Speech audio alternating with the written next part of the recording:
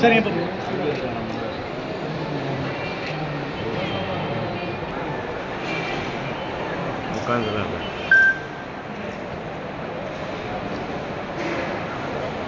முறை நம்ம தேர்தல் வாக்குறுதியில் மாவட்டத்தில் எல்லா கிராமத்துக்குமே குடிநீர் கொடுப்போம், அதுபோல் மீனவர் பிரச்சனையை தீர்ப்போம், வேலை வாய்ப்பை உருவாக்குவோம் அப்படின்னு சொல்லிட்டு தேர்தல் அறிக்கையில் சொல்லியிருந்தோம்.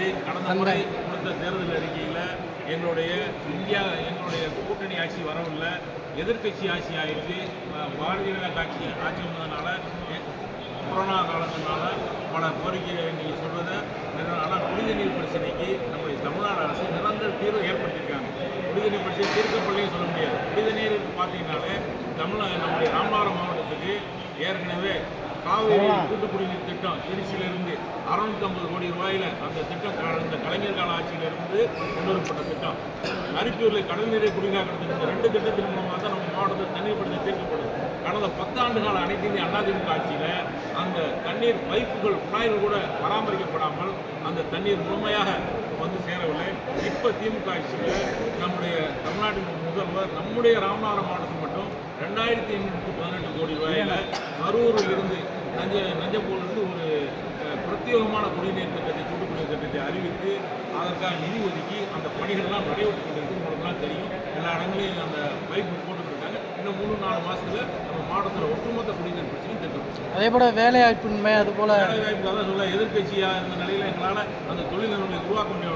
நிச்சயமாக இப்போது எங்களுடைய கூட்டணி இந்தியா கூட்டணி ஆட்சிக்கு வர இருக்கிறது. அதன் மூலமாக பல்வேறு தொழில் நிறுவனங்களை நிறுவி இந்த மாவட்டத்து மக்களுக்கு வெளி மாநிலங்களுக்கோ வெளி மாவட்டங்களுக்கோ வெளிநாட்டுக்கே சொல்லாமல் இங்கேயே வேலைவாய்ப்பு கொடுக்கக்கூடிய அத்தனை முயற்சியும் நடவடிக்கைகள் எடுக்கப்படும். போன முறை கொடுத்த வாக்குறுதிகளில் எவ்வளோ நிறைவேற்றிருக்கீங்க? பெரும்பாலான வாக்குறுதி திட்டம் விமான நிலையம் இங்கே வரணுங்கிறதுக்காக நான் பொறுப்பேற்றதிலிருந்து தொடர்ந்து கடைசி கூட்டத்தொடர் வரைக்கும் நான் இங்கே தொடர்ந்து வலியுறுத்தினேன்.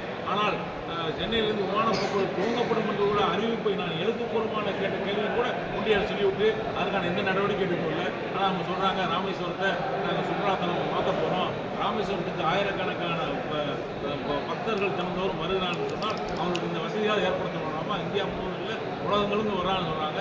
நமக்கு குறைந்தபட்சம் ஒரு அடிப்படை தேவை. இங்கே வந்து வெளிநாட்டை சார்ந்தவங்க நிறையா இருக்காங்க. சென்னைக்கு அதிகமாக தொழில் நிமித்தமாக போய் வரக்கூடியவர் இருக்காங்க.